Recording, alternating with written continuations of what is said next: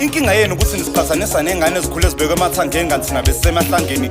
Hlukanani nokusifanisa ngezimo ngoba nazo zinokwazo. Ayikho into ebuhlungu njengokukhulu ubaba umazi kodwa be-absent angafangisha isenti. Hlezi ungcono khule wazi ukuthi ukobandayo ngoba kule ndawo inzima kakhulu impilo mayedwa umzali ngathi bakaba nokubambisana. Ndiye baba ngifisa wazi ukuthi izifiso benginazo. Into ebengifisa ukuthi ube khona bengifisa uthando nesikhathi ukwazi ukungibonisa indlela uma ngikhubeka ube umzali wangempela. Baba kuningi bengifisa ukubhala inkinga le nyembezi sicima konke lokho sengibhale ngenhla. Baba ngifisa wazi ukuthi impilo iqhubekile ungekho. Ingifundisa ukuzimela nokubekezela nokwamukela konke enginako nengingenako. Impilo ayizange ibe lula kodwa baba ngifuna ukubonga ukuthi azange ube khona ngoba mhlawumbe ngikho kulezi zinga lempilo engikulona. Ubile indoda emaceleni ebumnandini ububheja nakhona ngigxeki. Hlezi ubuphila impilo okhulu ufisa ukuyiphila nakhona ngigxeki. Okwenzekile okudaliwe kodwa engikufundile ukuthi angisoze ngaba umzali ofana nawe.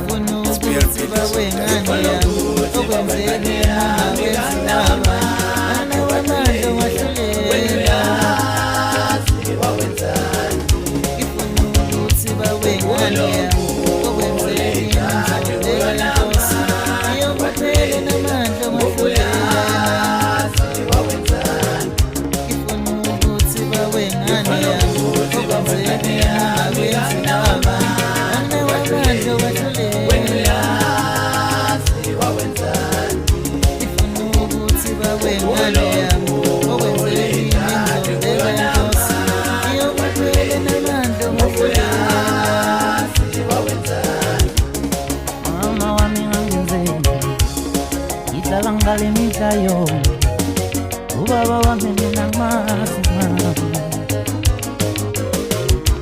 Yeah, mama wami ngangenzeni ngidlala ngale mihla yonke.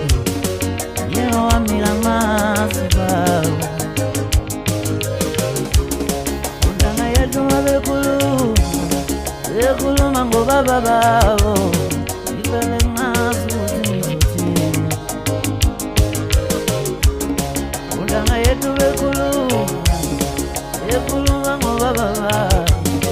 Ngivele ngazi ukuthi ngizothini.